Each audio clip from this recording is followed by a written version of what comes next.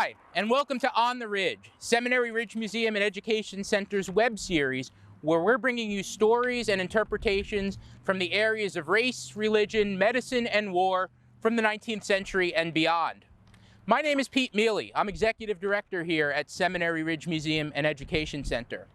Today, we are standing on the seminary campus along the Chambersburg Pike, the main east-west artery out the town of Gettysburg.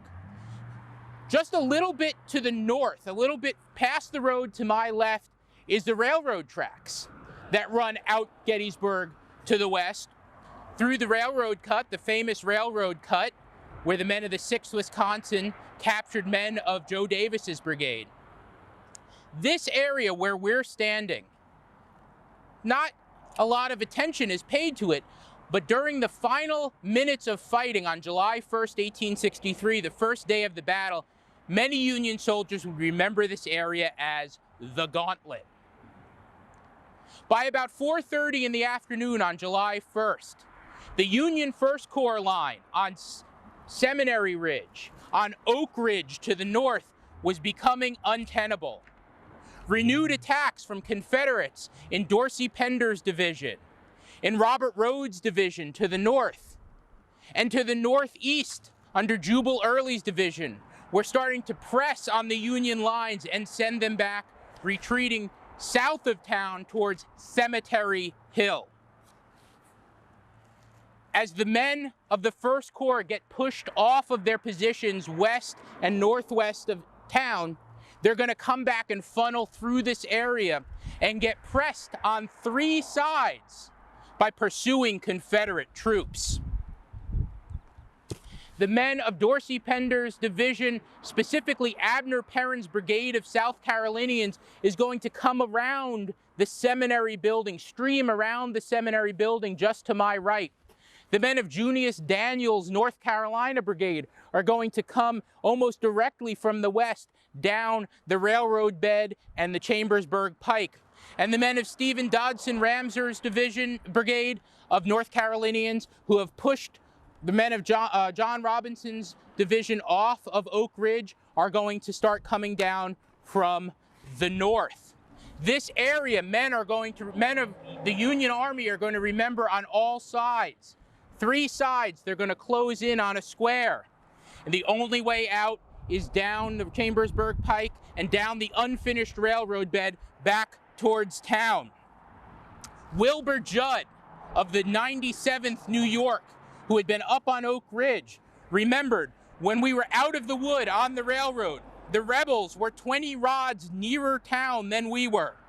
The colonel and the captain did not think it best to run the gauntlet and turned back the opposite way into a deep cut for protection where the railroad bed passes through Seminary Ridge, a big railroad, deep railroad cut behind me. But I did not fancy the idea of being taken and went into the town. But I beg leave to state that it was running the gauntlet in the strictest sense of the word. The bullets were flying from each side, a perfect shower. The air seemed so filled that it seemed almost impossible to breathe without inhaling them. Someone fell beside me with almost every step. William Robinson of the 7th Wisconsin remembered, "It was here I met with the heaviest losses from the regiment that day." Men were crossing the road trying to get protection on the other side of the railroad embankment. There they found the same fire coming from another direction, had to come back over. And all they could do is run through town. Men of the 16th Maine, who had been covering Robinson's retreat off of Oak Ridge, the last men to be retreating through town, got trapped in the railroad cut on Seminary Ridge. 2 Confederate lines closing together struck the regiment simultaneously. Ewell's men appeared on the north side of the cut and Hill's upon the south side of the cut, so nearly at the same time that both lines, with leveled muskets, claimed the prisoners.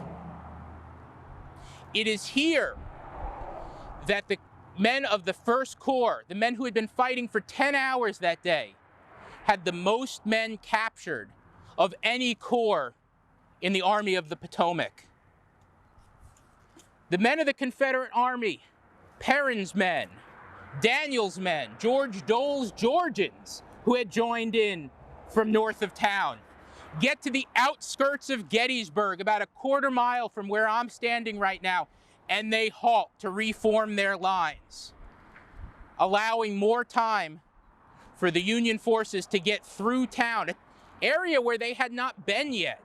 Many of these men had come to Seminary Ridge from the south, had not come through the maze of streets that is Gettysburg. So as the Union Army is retreating through town, they are losing their way, they are turning down alleys, but they make it through, many of them, back towards Cemetery Hill and Culp's Hill, where they're going to form that famous fishhook line. Some of the men are going to never make it through the gauntlet. Men like Charlie Pratt, who is going to be shot and killed during the retreat, buried in Elias Sheed's yard behind this house, off to my left. His cousin Franklin, who's serving in the 76th New York with him, is going to write home about Charlie's heroics trying to make it through the gauntlet, and the stress and the strain of trying to return Charlie's body home to Cortland County, New York. So while some men did make it through the gauntlet, many men did not. Something to remember.